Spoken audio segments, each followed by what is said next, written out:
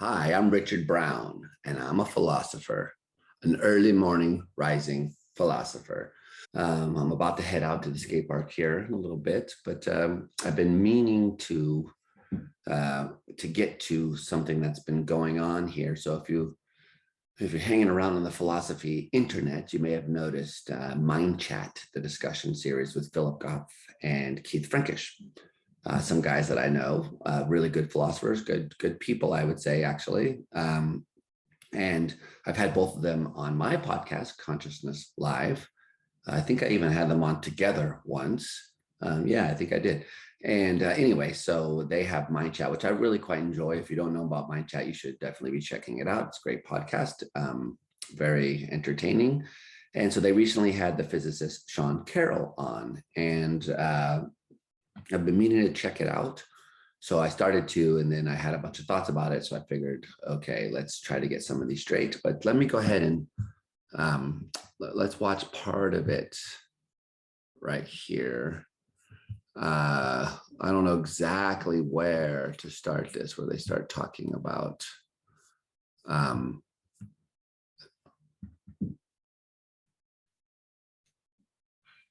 this is pretty good, actually.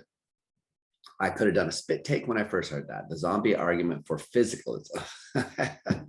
So that's interesting because he references Kati's paper, and Kati is someone that I know, her work, and I think he's talking about what she, because I know she also kind of prefigured the zombie argument as well, was her creatures that she called Illuminati that were physical. I don't think that paper ever got published, but she also wrote about that. And then this paper he's talking about, though, is where she's talking about what does she call them, yogis? Actually, since we're here, let's look it up. So Kari Balog. All right, so there she is. And there she is again. Let's see here. Where does she just have her papers, upcoming and recent? Where's just papers, publications? I think it's this one down here from 1999, conceivability, possibility, and mind-body problem. Okay, I forgot this is a long paper. All right, so zombie refutation. Zombies deceived. I now introduce the zombie refutation. Okay, this argument will show that the conceivability argument as formulated by Jackson and Chalmers is self-undermining. That is, that with the addition of some plausible further premises, we can derive a contradiction from it. Suppose that Jackson's argument is sound. Its conclusion that physical facts do not necessitate phenomenal facts would then be true. And it would follow that there is a possible world that is exactly like our world physically, but in which no phenomenal or other non-physical facts obtain. That's the zombie world. Let me emphasize, I make this assumption only for the sake of a reductio. All right, yes, we get it. Of course, if physicalism is true, as I think it is, then such a world is impossible. Yes, okay. But my strategy is to show that the very assumption that there is such a world undermines the argument that leads to positing the existence of such a world. So wait a minute. But my strategy is to show that the very assumption that there is such a world undermines the argument that leads to positing. Okay. In the world we are imagining, there exists a zombie Jackson physically, just like Jackson, but not the subject of any phenomenal state. So she's picking on Professor Jackson. So Professor Zombie Jackson appears to give a series of lectures in Zombie Oxford, as Jackson did in Oxford, arguing for the a priori entailment thesis. What are we to make of his words? So there's Zombie Jackson saying, you know, Mary's room and phenomenal consciousness and blah, blah, blah. Okay. First of all, plausibly, Zombie Jackson will have intentional states. Yeah, so not if they're phenomenal, but all right. So when he talks, his words are not meaningless sounds. Okay. I will argue that it is plausible to assume that Zombie Jackson has intentional states, even if he lacks phenomenal states. Moreover, I will argue that it is plausible to assume that Zombie Jackson's intentional states will be identical with Jackson's intentional states, except for intentional states that, okay, so I don't know if I'd accept that, since I think intentional states involve phenomenal consciousness. But it doesn't matter. we can grant her this for the argument. All right. We'll see that they talk, actually this comes up in their discussion quite a bit too. All right, so on this view, Zombie-Jackson's argument will be just as meaningful, though not quite identical to it. Okay, so she's trying to establish that the Jackson-Mary argument means the same thing as Jackson's argument in some sense. Right, it's hard though, because the Jackson talking about phenomenal consciousness doesn't refer to it, doesn't have it. So anyway, okay, so although the argument is word by word identical to Jackson's argument, some of the words, okay, yes, have different meaning. Yeah, I mark these with a plus. Pain plus, for example, stands for a term of Zombie Jackson that corresponds to Jackson's term pain. Okay, why is it plus though? That should be pain minus. They will use the same words to express different concepts, whereas Jackson's concept is phenomenal. Zombie Jackson's concept by assumption is not, right? Because he doesn't have phenomenal. All right, so Zombie Jackson's argument will go like this. If physicalism is true, then for any true statement T, statements of the form K horseshoe T are conceptual truths. K horseshoe T, what's K? This must be the physical facts, therefore this entails any truth. For any truth T, that must be what that says. There are some true statements Q plus to the effect that a phenomenal plus state occurs. Eliminativism about phenomenal plus statements is false. If Q plus is a phenomenal plus statement, then K horseshoe Q plus is not a conceptual truth. So physicalism is false. Okay, so the plus, why is it highlighted here? So the plus here indicates that this is Zombie Jackson's argument. So right, phenomenal is phenomenal plus, he's not referring to the same state. Okay. So then she says, my plan is the following. Given the assumptions I have made, I will argue that if a premise of Jackson's argument is true, the corresponding premise formulated by Zombie Jackson will be true as well. We know, however, that the dualist conclusion of Zombie Jackson's argument is false in the zombie world. Remember, physicalism on the notion that is relevant here is not a necessary doctrine. It is true about some worlds and false about others. I didn't know she was putting it that way. So many people do think physicalism is a necessary doctrine. Necessarily, if you have these physical facts, then you have. Anyway, okay, so you don't have to formulate it that way. That's an interesting question. I don't want to get distracted here, though. So the zombie world, by stipulation, is a minimal physical duplicate of our world. So its minimal physical duplicates will be duplicate simpliciter. That means based just nothing else of it. According to our formulation of physicalism, this is what it takes for a world to be physicalistic. Consequently, we know that Zombie's argument cannot be sound, right? Because the argument purports to show that physicalism is false at the zombie world, but it's supposed to be true. I think that's already an interesting question, because is physicalism true of the zombie world? No, there's no consciousness. Physicalism is a view about consciousness, but it certainly is true that there's nothing, that the states that they're picking out are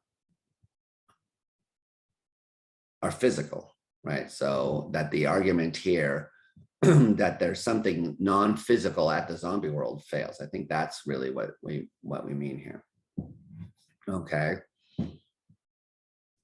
So according to that's what takes, okay, we know zombies can't be sound, since given that it's meaningful, it is clearly valid. One of its premises has to be false. It follows that one of the premises of Jackson arguments will be false as well.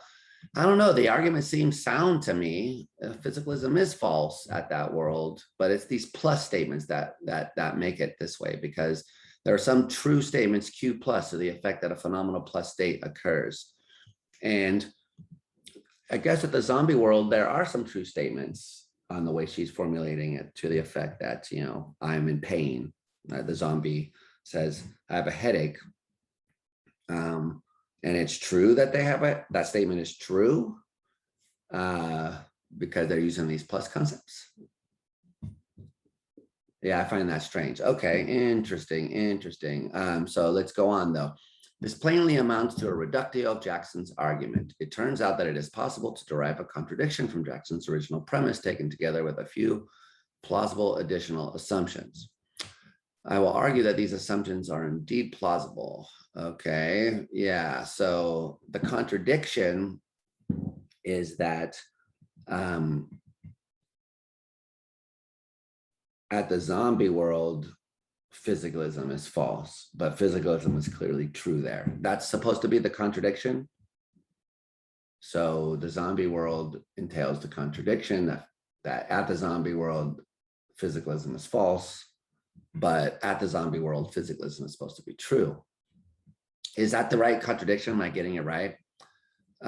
She's not really arguing that the conceivability of zombies shows that physicalism is true. She's trying to show that it's in the conceivability. You can't, like, there's a contradiction that's derivable, so you can't really conceive of it.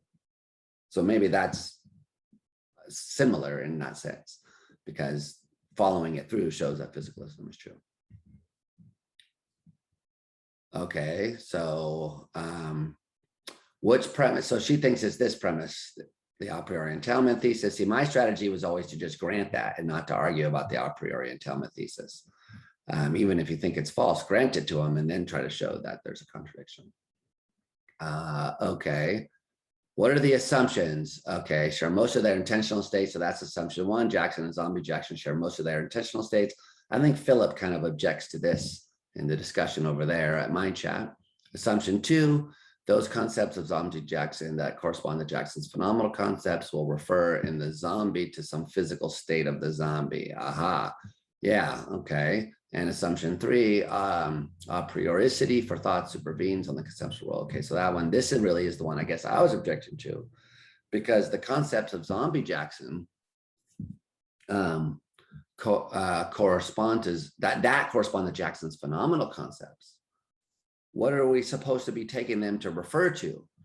So remember, a phenomenal concept in this debate here is a way of picking out a conscious state in a kind of direct way. You would say indexical, but I think you could argue against that. To demonstrative, you could argue against that. There's some way of just kind of saying, you know, I am in state X, this state, or something like that, where you have a concept of the state, the painfulness of pain feels thus and so, where the thus and so is like the way the pain feels or something like that. That's a phenomenal concept. You can't really express it in language. That's the whole point. So the phenomenal concepts in us pick out these phenomenal states in this way. So what do the phenomenal concepts of zombie Jackson pick out?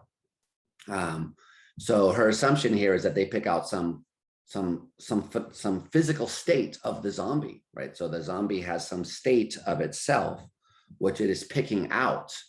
And this is how it's going to be connected to the yogi argument, which comes up later, which we looked at earlier, actually.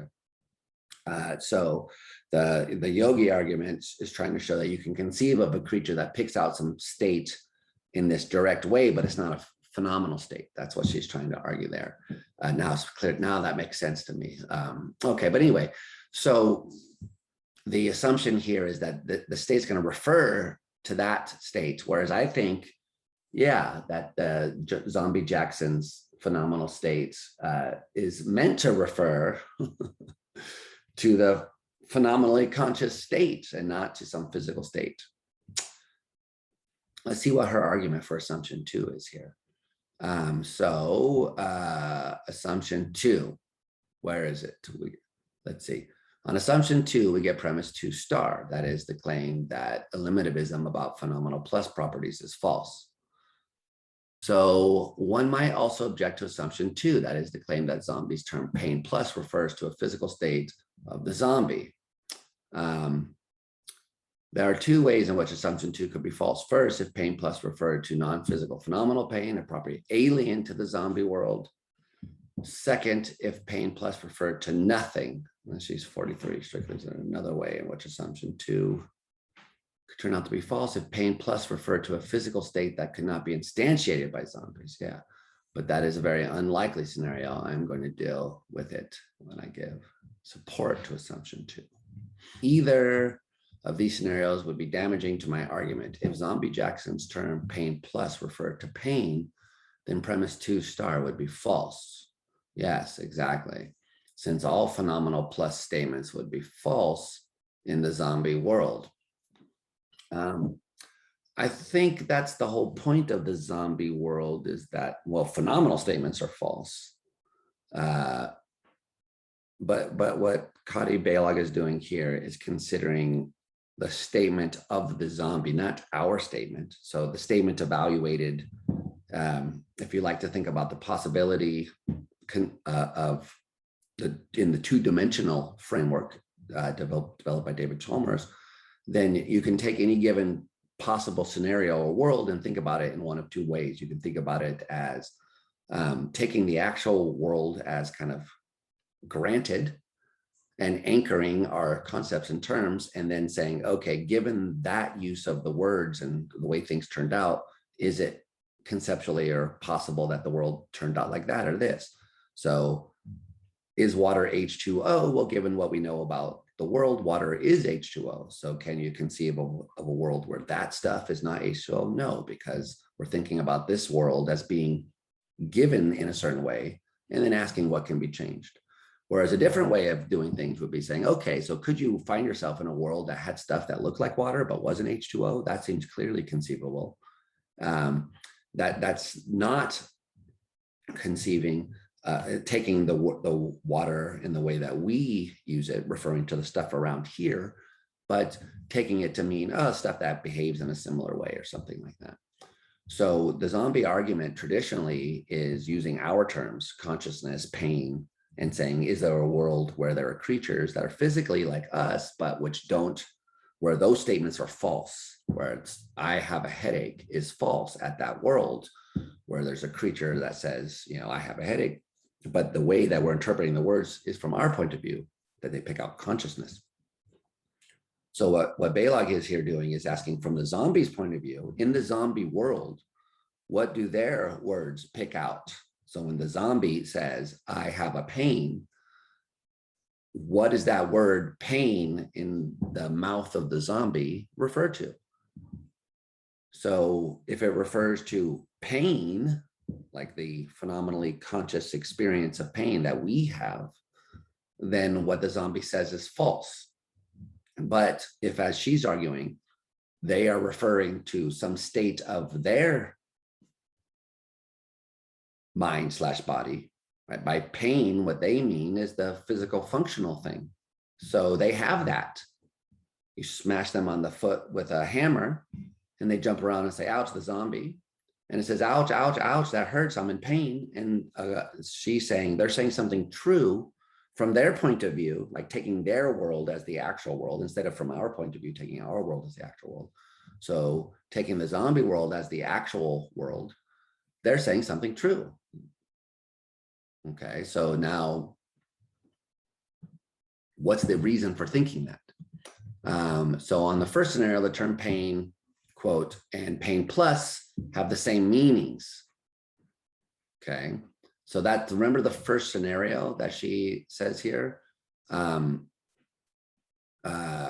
If pain plus referred to a non-physical phenomenal pain, an alien property. So that's not Chalmers's view. She says he thinks that the term pain and the term pain plus have different meanings. He argues like this: in spectrum inverted physical twins, the meanings of phenomenal terms differ, since the twins being physically identical. Since the twins being physically identical, the difference must be due to acquaintance with different phenomenal properties. The zombie's term has to be different from both, since the zombie is not acquainted with any phenomenal properties. This actually, okay, so it is true that Chalmers uses invert cases to argue, like invert Mary would have a different phenomenal concept of red than I do, since invert Mary, when she sees red for the first time, has a what I would call a green experience, but Mary says, oh, that's what it's like to see red. Invert Mary says that's what it's like to see red, but she kind of has the green experience, whereas I say, oh, that's what it's like to see red, and I have the red experience. So the phenomenal concept of invert Mary is different. And there is a sense I mean, he distinguishes all, I know this is getting way too complicated. He distinguishes different senses of the word red, and there is a sense, the phenomenal direct or something pure or something like that, which is different between these two cases. So she's right about that. Okay.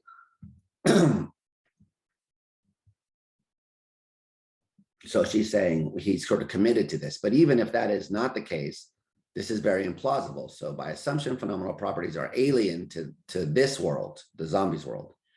It is quite implausible to assume that when Jackson says that feels good, referring to the phenomenal feels produced by a back rub, zombie Jackson also refers to a phenomenal feel, even though there is none in this world, in his world.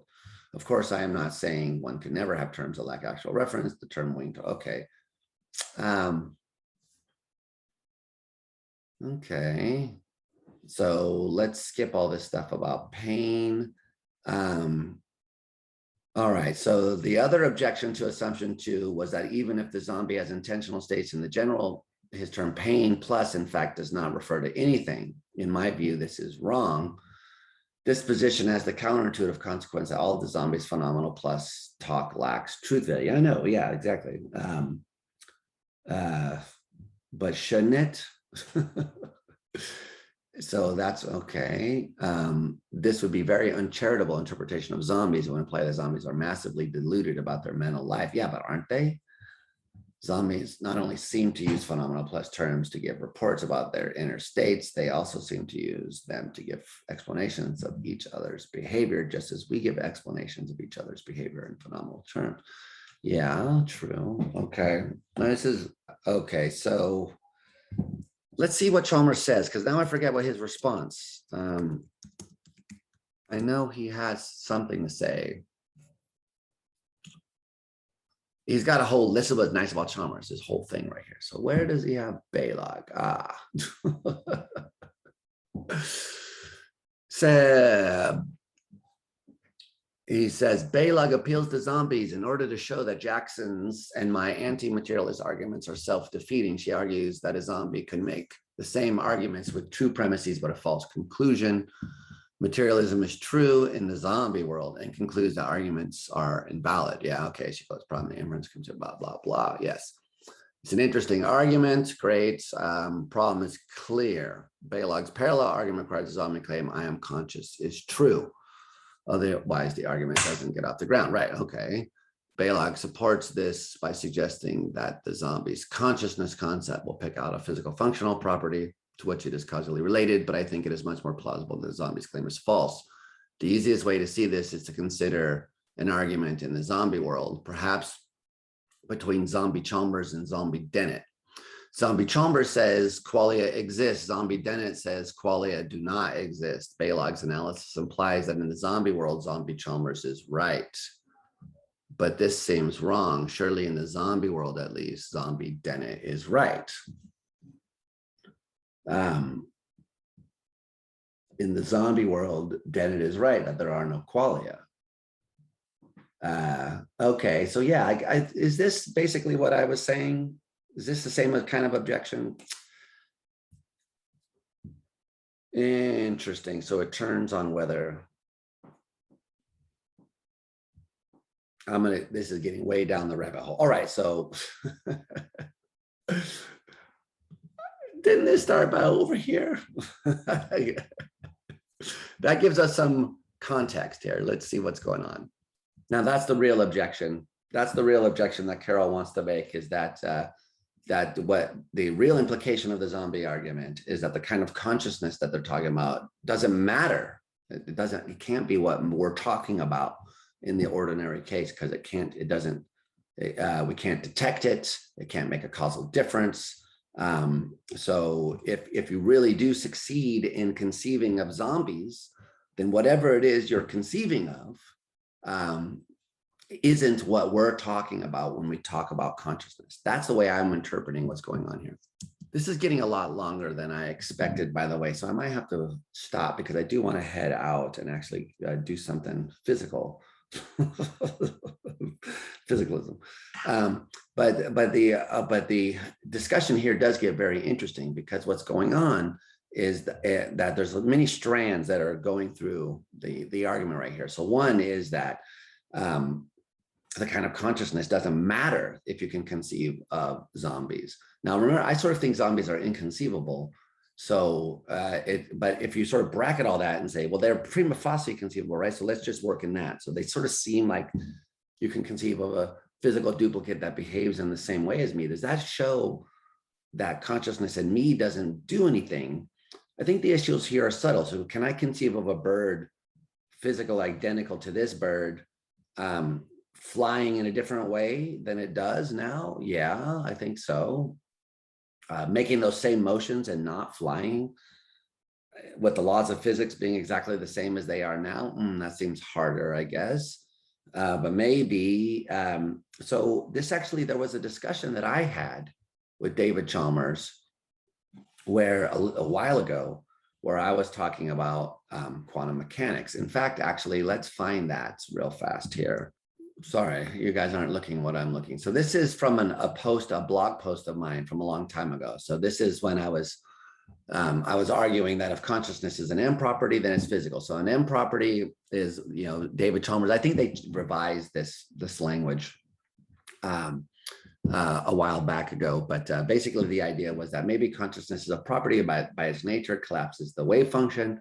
So I was trying to argue that if that's true, then it's a physical property, because in the zombie world, there will be no collapse of the wave function. That was basically my idea in the post up here, right? So that zombies would be inconceivable because zombies don't have consciousness. So there would be, if collapse of the wave function requires consciousness, then in the zombie world, where there's no consciousness, there'd be no collapse of the wave function.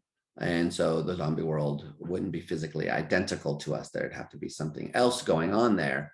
So I was thinking, well, this suggests that it would be physical. So Chalmers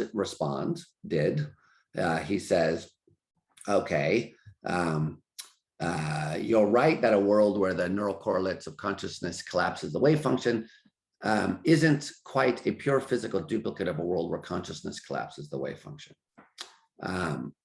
So I was making a distinction between the neural correlate of consciousness collapsing it versus the consciousness itself. So in the zombie world, it's a blah. Okay. So he says, I think a pure physical duplicate of the consciousness collapse world is still conceivable and possible, though. It will be a zombie world where every instance of the neural correlate of consciousness happens to be followed by collapse without a law connecting them.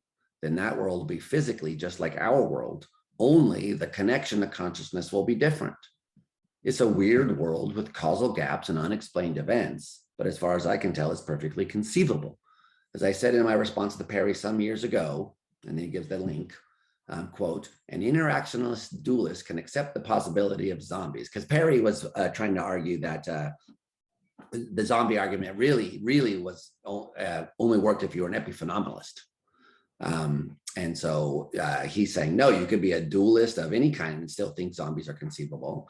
So an interactionalist dualist can accept the possibility of zombies by accepting the possibility of physically identical worlds in which physical causal gaps, those filled in the actual world by mental processes, go unfilled or are filled by something other than mental processes. The first possibility may have many unexplained physical events, but there's nothing metaphysically impossible about unexplained physical events. So the idea here seems to be that the worlds are still physically the same. It's just that some things happen without an explanation. The possibility of physical identical worlds with physical gaps, physical causal gaps. They go unfilled or are filled by something other than mental processes. Unexplained, so nothing explains it. So like in quantum mechanics, for example, it's one of the postulates of quantum mechanics that at the fundamental level, there's chance or randomness. So that, if you measure a certain particle to be spin up as opposed to spin down or whatever, to have certain property as opposed to another property, and you ask why, well, the probabilities give you, what the distribution will be over time. But if you ask on this given instance, why did it go this way or that way?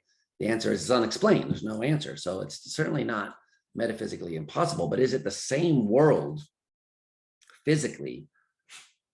I guess it is. All right. So what this is all very complicated, but what it highlights, I think, is that people are very confused about what it means to conceive of the zombie world. So suppose that you are someone who thinks that consciousness plays a causal role in the physical world around us. And you also think it's not a physical thing, so that it has to do something. Then you say, aha, but the zombie world shows that you can't be interacting with that or something. You say, hey, yeah. So you're just conceiving of a world where there are these gaps where in my case, I say I have a headache because of the pain, I'm aware of it and sense it, or not sense it, but respond to it differentially or whatever. In the zombie world, the zombie me says, I have a headache. And that's an unexplained event. It's not caused by anything. And it's so because consciousness would normally cause that, let's say. But so, okay, so it's not caused by anything. Is that a world that's physically identical to this? Well, if consciousness is non-physical, then yes. So that seems to be the game that's being played here. I'm not sure. I don't really have time to go through all of the rest of this. I'll have to save this for later, but I think this is enough for us to start thinking about how difficult it is to really make sense of conceiving of zombies. And it's a lot of work actually to really nail down what it is that we're talking about. All right, okay. More later on this very interesting breaking issue, zombies. Now off to drive to the skate park. Maybe I'll muse about this in the car. Try to stop me.